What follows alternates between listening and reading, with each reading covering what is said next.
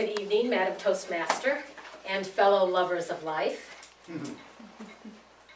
If you always think the way you've always thought, you're always going to get what you've always got.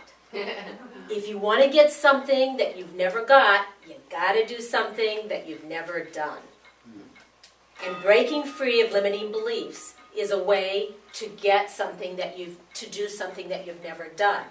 Breaking free from the beliefs that bind you is a salubrious activity. Very much so.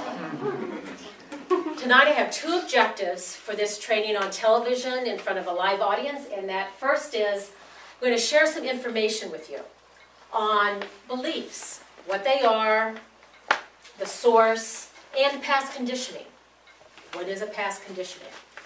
Secondly, I'm going to share a very simple but powerful technique to help you break free from those beliefs that bind you.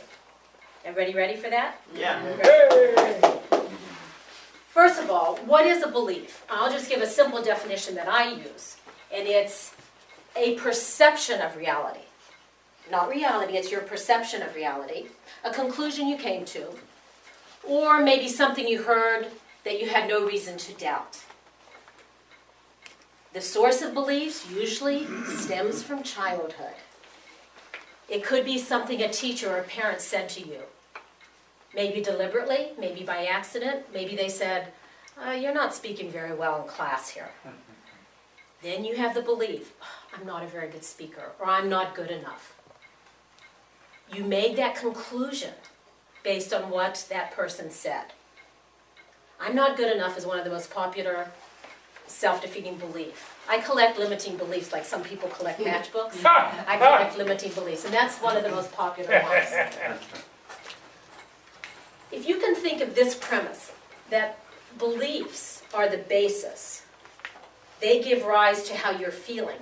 And the feeling really determines your behavior. Just think about when you're angry, how that affects your behavior towards somebody else. The behavior gives rise to the results that you see in your life. And I'll give you an example.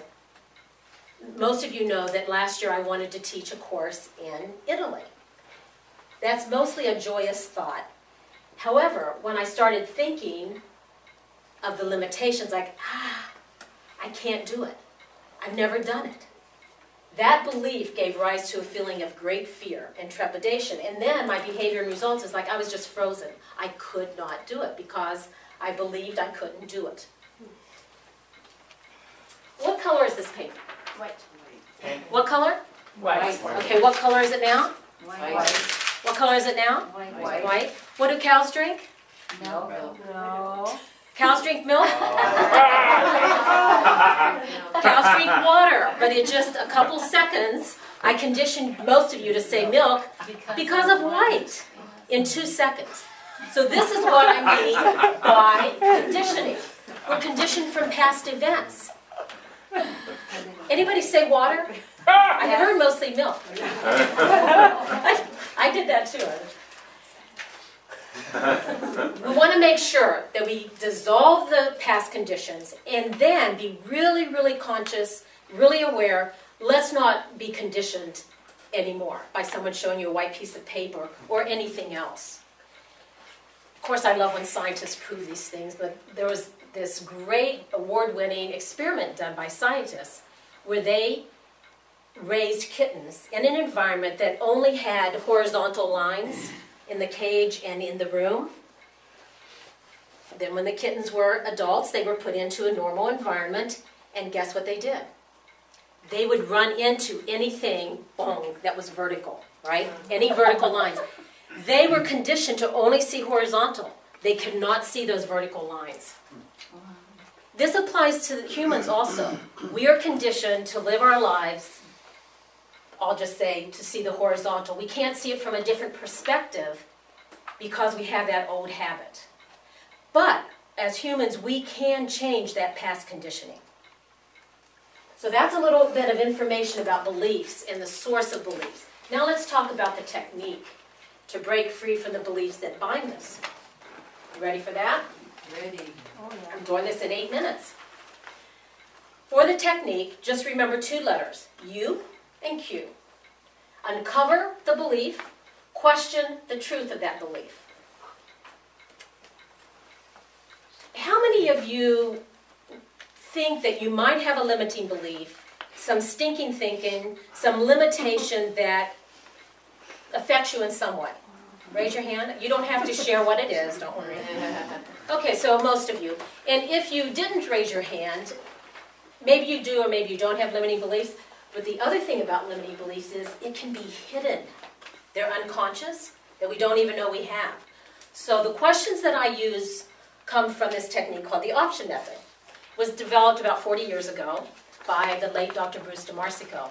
Tonight I'm only going to give you 5 questions. There are many questions. Also at the end of the meeting for the live studio audience, I have handouts of 30 common limiting beliefs for men. I have separate ones for men and separate ones for women. So you can see me at the end of the meeting. For the studio, for the home viewers, you can go to my website, changelimitingbeliefs.com, click on helpful reading, and you can find all those common limiting beliefs and a lot more of the option method questions. But for tonight, the technique, so that you can go home and break free of those binding beliefs, we're going to do 5 in a row here. And on the paper that I hand out, you'll have the beliefs, so you don't have to write them. I'll take my example. I can't do it. I can't teach in Italy. And I really did believe that for a while. So I would ask, with pen and paper, do you believe that? Yes. And it's good to ask this question just to solidify that you are saying that it's a belief that you have. Why do you believe it? And it's interesting. It's just an exploration. I don't know what you'll answer. Why did I believe it? Well, God, I've never done it before. So I've never done it. I don't know that I can do it. I don't think I can do it. What seems true about that, what I just said, refers to the answer number 2. What seems true about you not being able to do it because you didn't do it? Well, why would anybody fly across the ocean to do a workshop with me? And I don't know who to call or what to do. What might concern you if that belief were gone? If the belief were gone, well then I'd say, oh, maybe I can do it. Then I try and possibly fail, and then everybody would see that I failed, and I would know that I failed. So if I let go of the belief, then I could just be safe and secure in Iowa. It's a little tricky question, but it's very important.